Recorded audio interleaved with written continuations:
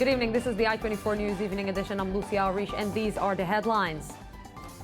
The U.S. shutdown continues. U.S. President Barack Obama due to hold a press conference while a deadline for the country to default looms in the background. 12 years after the start of the Afghan war, a look at the achievements, losses, and the future. After 25 years of struggle, women compromise on prayer at the Western Wall in Jerusalem. Good evening. As the U.S. federal shutdown enters its second week and gets closer to the day of the U.S. default October 17th, there is still no solution in sight. President Barack Obama is set to hold a press conference at the White House in just 1 hour. Obama called Republican Speaker John Boehner today, and according to Boehner's spokesman, restated his position that he would not negotiate. In the meantime, the shutdown is rattling the global economy. I-24 News reporter Eli Hochenberg has the story. Faint signs of movement in a U.S. fiscal standoff helped the dollar edge away from an 8-month low today, but failed to provoke much reaction in the world stock and oil markets. As the partial U.S. government shutdown runs into a second week, investors still believe Republicans and Democrats will reach a deal on the budget as well as the debt ceiling, but are aware of the risk that it may not happen. America's biggest creditors, China and Japan, have also said they are increasingly worried that developments in Washington could cause mayhem under trillions of dollars of investments in the U.S. Treasury bonds. If no agreement is reached, the U.S. will default on its debt on October 17th, an unprecedented scenario which will adversely affect economies throughout the world. We ask that the United States earnestly take steps to resolve in a timely way before October 17th the political around the debt ceiling and prevent a U.S. debt default to ensure safety of Chinese investments in the U.S. and the global economic recovery.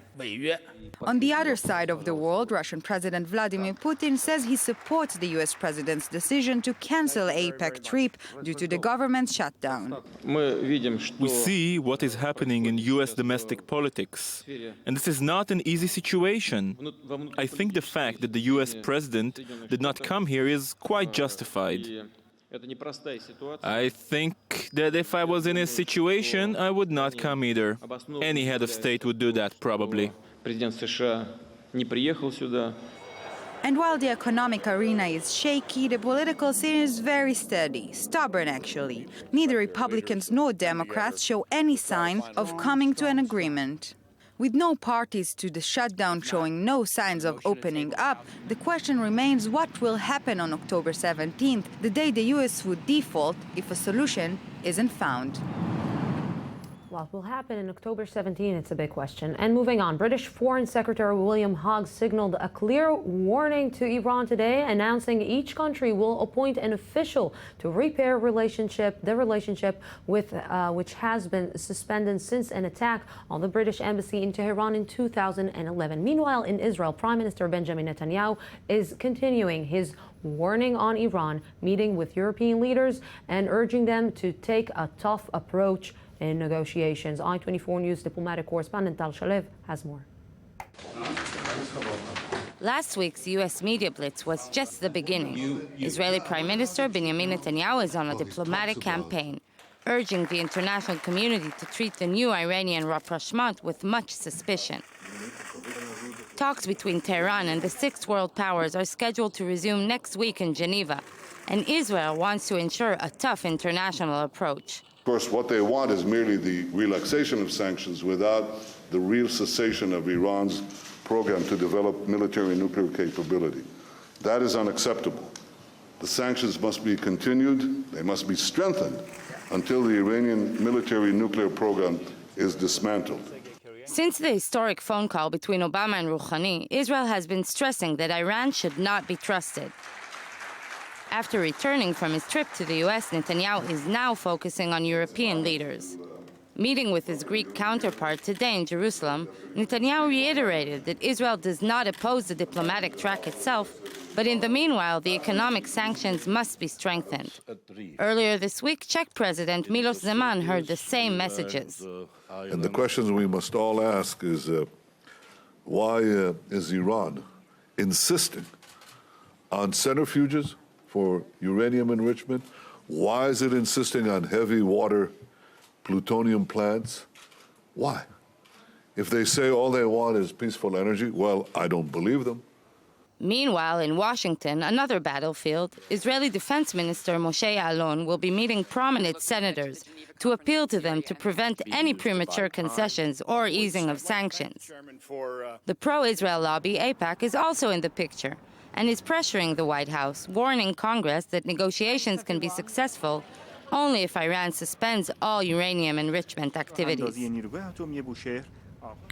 And leaving Iran, but staying with Israel and the Palestinians, the World Bank says Israeli restrictions on Palestinian movement in the West Bank are squeezing the Palestinian economy and costing billions of dollars. The global financial institution published a report today on economic development in Area C of the West Bank, which is under full Israeli civil and security control. It draws a direct link between Israeli restrictions and the Palestinian economic crisis and says that if restrictions are lifted, Palestinian economic activity and annual GDP could grow by an estimated $3.4 billion. And to understand more about the subject, with me now in the studio to take a closer look at this issue is Middle East analyst Ali Waqid and I-24 News diplomatic correspondent Tal Shalef. Good evening. Good evening. Thank you very much for coming to the studio. And Ali, let's start with you. $3.4 billion. This is a huge amount.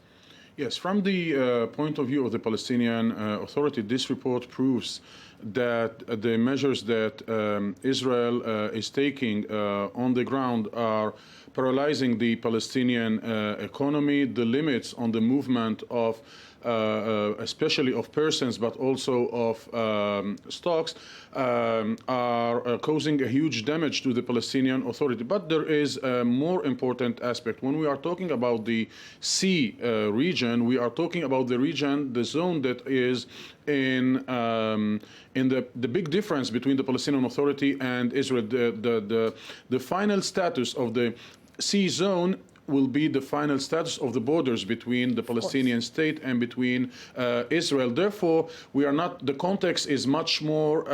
It's much more bigger than the the financial issue. We're talking here about the final borders, and the Palestinian Authority, of course, is trying to use this financial and economical card in order also to improve its situation on the ground, talking borders and the final solution. So let's start. If we could talk about the Palestinian economy, we would do it in a more open and more big way. But what in 2000, the situation after the Second Intifada was very horrible. There was, they managed to get out of it, and then we're talking about for the last few years, the economic is unstable there. Yeah, but we should pay attention. When we say that they managed to improve the situation, they managed because the international community started supporting the new government of Salam Fayyad, the prime minister who was accepted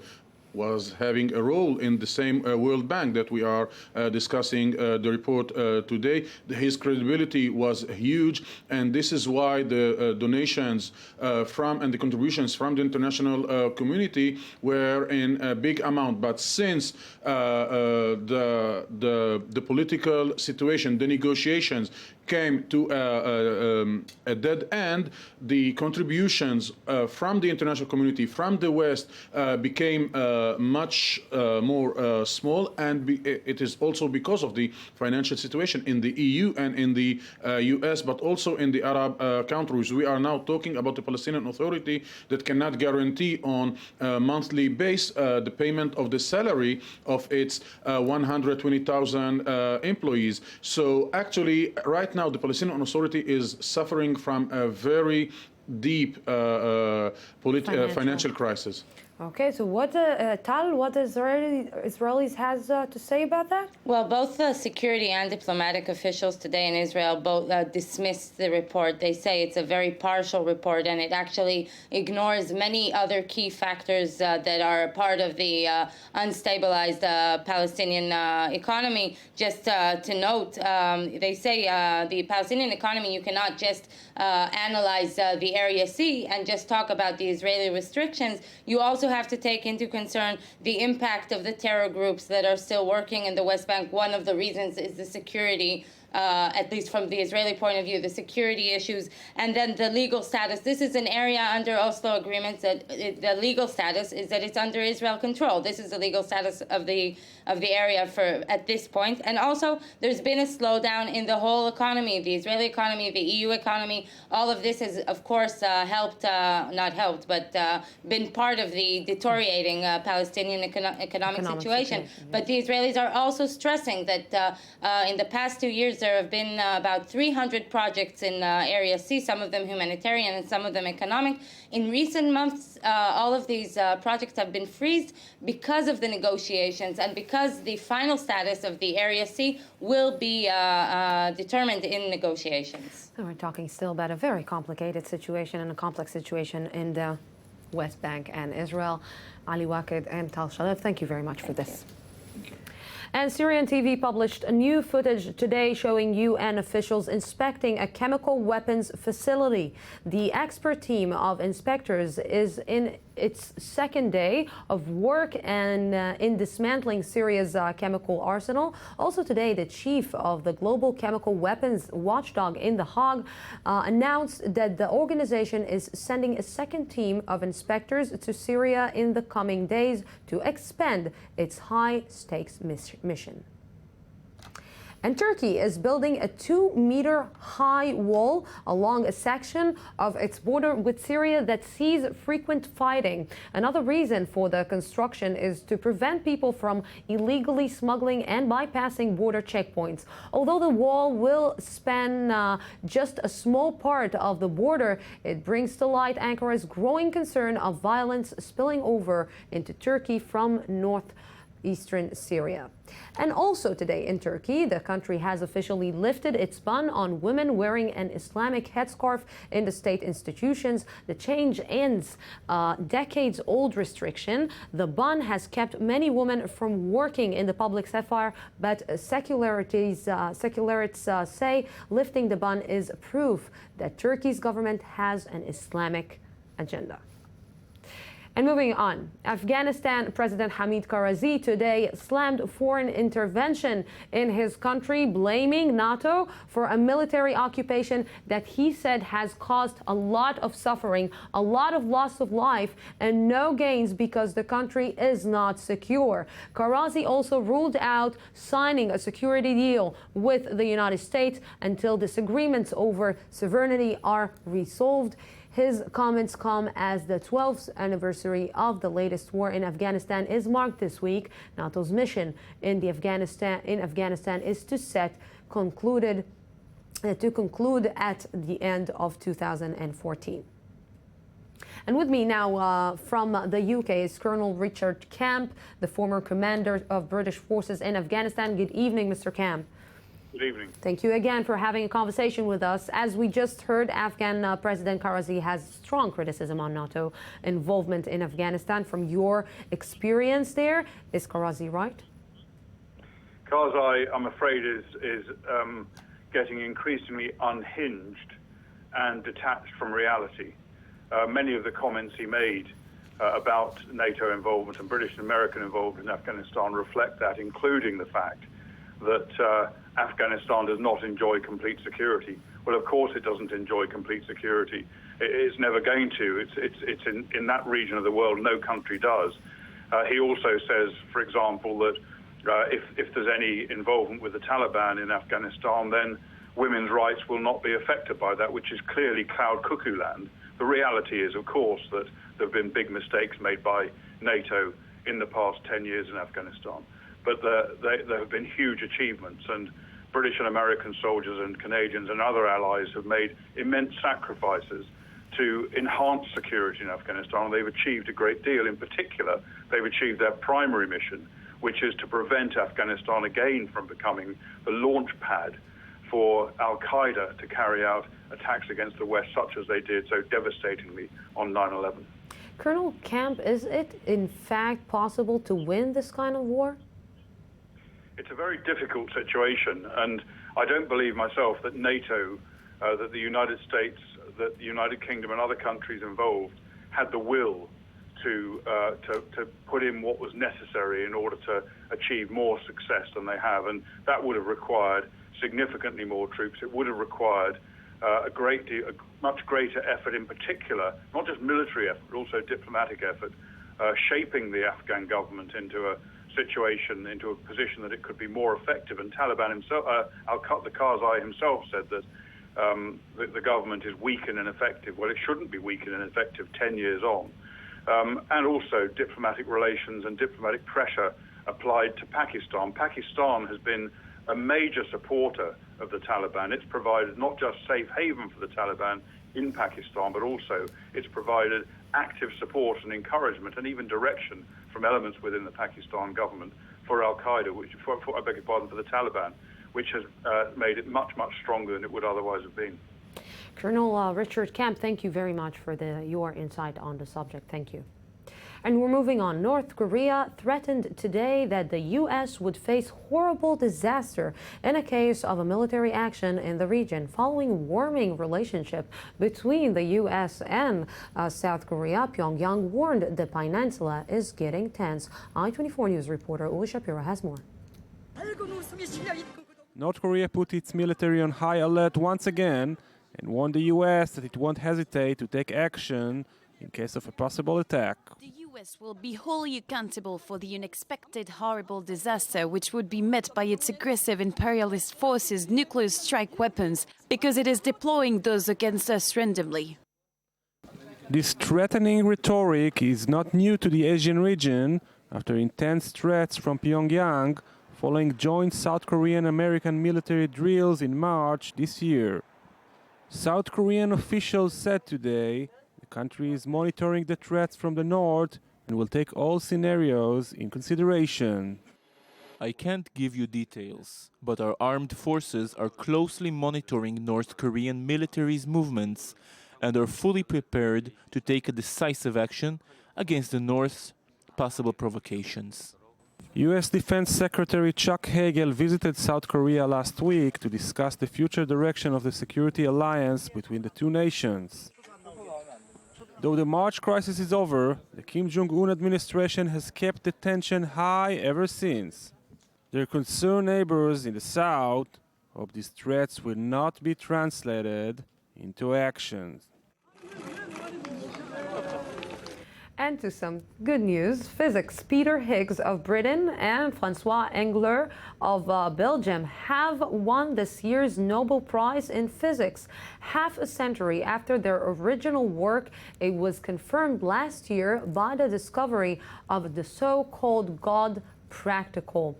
Considered a major scientific breakthrough, the theory is a central part of the understanding of how the world was constructed. The two will share the $1.25 million prize.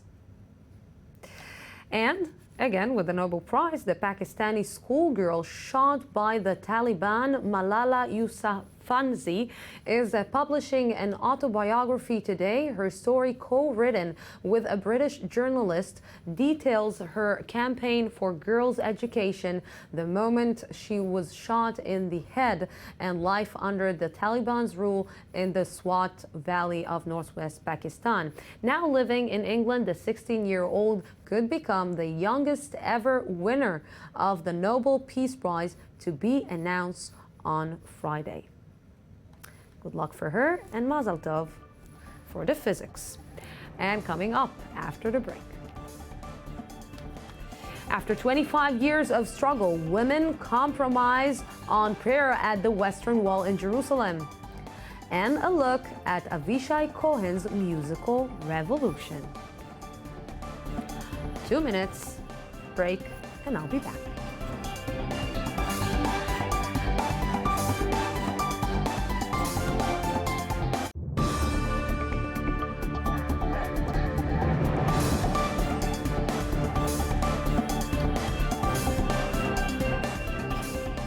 Yesterday, Rabbi Ovadia Yosef, the spiritual leader of the Shas party, passed away. His funeral was the largest ever held in Israel, with an estimated 800,000 mourners. Under Rabbi Yosef, Shas, whose voters are generally right-wing and hawkish, has been increasingly influential in Israeli politics since it was funded 30 years ago. The question political pundits are asking today is whether the party will continue to be as influential without Rabbi Yosef. Here to look at this topic is writer and editorialist Avira Magolan. Thank you very much for coming to our studio. Thank you, Lucy. And let's just start. He was a very influential figure in Israel, in the Israeli politics. Will Shas be as influential without him? I would like to start with something else, because in order to understand, or to try to understand how influential this man was, we have to look at what happened yesterday. And in my opinion, my humble opinion, what happened yesterday was an historical event. What I mean is, it's not just like people. Yeah, just don't look just at the people who were there, but just try to figure out how many people were not there, but their hearts were with the people who managed to make it to Jerusalem yesterday, and all the families that stayed home, because every guy who was there. Let's not forget that it was in a very short alert. Okay, starting by that, but also think about all the families who stayed behind, and all the other people who stayed at home, crying their eyes out, looking and watching the news. So something happened yesterday, let alone the fact that for the very first time in the history of Israel, all the channels, all the TV channels and radio were opened to look at that event, and nobody even stopped for other things. I mean, as if nothing, this country stopped. This country held its breath for 4 or 5 hours. So this is very important just to show what happened. What it really happened was that I think that yesterday, even people who were not like me covering Shas for, say, 30 years in and out, understood for the first time that something in the influence of Rabbi Ovadia Yosef was way beyond what they thought it was. So it's not exactly not only a political issue, but rather a very deep down current in the social and cultural life of the Israeli society. Do you think that someone will be able to fill his huge shoes? Well, I've read today something very funny and yet very interesting, written by David Landau, who was the editor of Haaretz some years ago. And he himself is a very religious person, a great admirer of Rabbi Ovadia Yosef. He wrote, imagine somebody asking the same question after the death of Albert Einstein. Is it possible that somebody will fill this hole? Of course not. In a way, it is similar, because the man was a genius. But if you mean, or I think that you ask this question referring the political whole, referring the leadership whole, not exactly the halakha, the Jewish law whole, in which I don't know, I'm not quite sure that I can answer you how great he was. I think that I understand some of it, but not all of it. He was a great man and a very daring and even revolutionary person and rabbi in his time. The political hole will not be filled. Something very bad is going to happen inside Shas. We see how it's teared. It's teared apart. It didn't start today. So we can say that it's going to be a very interesting year to see what is going to happen with the Shas party. Thank you very much for this insight on the subject. Thank you for coming to our studio. You're welcome. And moving on, after 25 years of fighting for their right to hold Reform prayer services at the Western Wall in Jerusalem, the Women of the Wall organization agreed to compromise and leave the women's section to traditional Jewish norms. But not until their demands are met, a process which will probably take many months. I-24 News correspondent Shahal Peled explains. In a surprising move, the Women of the Wall organization announced it would be officially willing to negotiate the terms of moving their prayers to a third prayer section in front of the Western Wall. We finally recognized, or we came to realize, that we need to make painful compromises in order to achieve something which we believe will be much better in the long run, not just for Women of the Wall, but for the Jewish people overall. The Women of the Wall continue to draw attention at the beginning of every Hebrew month as they attempt to lead all-female congregations at the holy site. Their prayers include holding the Bible and wearing prayer shawls and tefillin, as only men do in the Jewish Orthodox tradition. This usually leads to violent clashes with ultra-Orthodox groups who object the equal prayer methods. Only last Friday, the service was disrupted by hundreds of young ultra-Orthodox seminary girls who jeered and spat on the 200 women reciting their prayers. We believe that we can lead change and create an area which will express a real plurality of what Jewish spiritual expression is all about. Now, after 25 years of struggle and an intense debate, the pluralistic organization agreed under certain conditions to relocate to a new created area. Among their terms, a demand that the new area will be governed not by Western Wall Chief Rabbi Shmuel Rabinovich, but by a board of Jewish leaders, including equal representation of women. The unexpected step comes only several months after an unprecedented legal ruling, when Jerusalem District Court Judge Moshe Sobel allowed the group's activities in the Western Wall Plaza. This decision stopped once and for all the frequent arrests of women participating in the alternative prayer services. And we realize that the chances are likely that at some point in the future, the government could and may well pass regulations which would override the Sobel decision. The group expressed determined opposition to a past proposal by Religious Affairs Minister Naftali Bennett to build a small platform near Robinson's Ark with a separate entrance. Fearing a higher court ruling might accept this so-called unrespectable plan has led the women to consider a new strategy. For the meantime, the organization will continue to pray in the main women's section, and as the next Hebrew month approaches, the ancient wall will probably continue to witness harsh religious conflict. A battle that didn't end yet. Moving on to Brazil, thousands of protesters gathered in the streets of Rio de Janeiro overnight, demanding an increase in the teachers' salaries. 4 months after a wave of huge demonstrations and less than a year before the Football World Cup tournament, the South American country is still facing violent protests from the people who are seeking change in the region. I-24 News reporter Uli Shapiro has the story. The streets of Rio de Janeiro are in flames once again, 4 months after the riots were sparked in the region, this time due to teachers' protests over the poor income.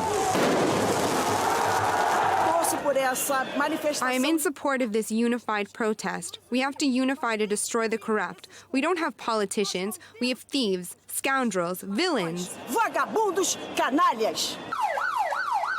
Thousands rallied in major cities in Brazil in order to support teachers seeking pay hikes. But it seems that teachers' salaries is only a small part of the problem for angry Brazilian citizens who are frustrated for various reasons of the growing economic gap, the disproportional investment in the upcoming World Cup and Olympic Games, and the rising cost of living in the country. This is the ball of the World Cup. A cup made at the expense of destroyed families, expelled families, at the cost of indigenous blood, black blood. It's a cup only for tourists, for people from the outside. They will see the shape Rio de Janeiro is in. With less than a year until the Summer World Cup, frustrations in the tropical country are rising to a new level. The teachers who are busy most of the year preventing violence in schools went out to the streets throughout the night teaching their students a lesson they will not forget: how to stand up for their rights. And the death toll continues to rise in the Lampedusa shipwreck, with more than 300 African asylum seekers feared dead. Rescuers have found 235 bodies thus far and pulled 155 people from the sea. The EU presented a plan today to launch a search across the Mediterranean to intercept migrants' boats. It also pushed for extra resources to cope with the wave of refugees arriving in Europe since the tragedy. The alleged captain of the boat is being held in Sicily and may be charged with manslaughter. Professor Ellen Dershowitz is a noted attorney and the author of Taking the Stand, My Life in the Law, and The Vanishing Jew. Dershowitz spoke with I-24 News Morning Edition anchor Yael Lavi on a news survey of American jury that finds Jews in the U.S. moving away from their communities into the center of American life and inventing a new Jewish identity. Let's take a look. To be Jewish in America 50 years ago was to be discriminated against, to be part of a tribal culture where you knew you couldn't get into certain colleges or live in certain neighborhoods or work in certain jobs. And so pretty much everybody stuck together because we had no choice. We married each other because no one else wanted to marry us. And today, everything is very different. Today, everybody wants to marry a Jew, except apparently another Jew. And today we can work anywhere, live anywhere, go to school anywhere, and meet anyone we want. And you know, we're a pretty attractive group of people. For the full, exclusive, very interesting interview, tune in tomorrow to I-24 News Morning Edition with Yael Lavi at 8 a.m. It was 100 years ago that Ford introduced the global economy to the moving assembly line that changed the world as we know it. Our economic magazine explores the evolution of this industrial revolution. Back in 1910, Henry Ford's Highland Park plant was the future of manufacturing. Known as the Crystal Palace for its glass skylights, it allowed materials to be brought into the central bay by train and then distributed via these hoppers to the thousands of workers inside. But it's what happened next that was really revolutionary, as Ford's company historian explains.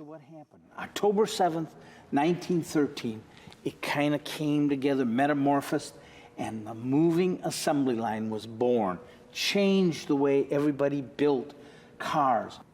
In these now empty galleries, a Model T chassis was towed past hundreds of workers, with each doing just one or two small jobs. Unskilled labourers could now do what had previously needed teams of specialised craftsmen.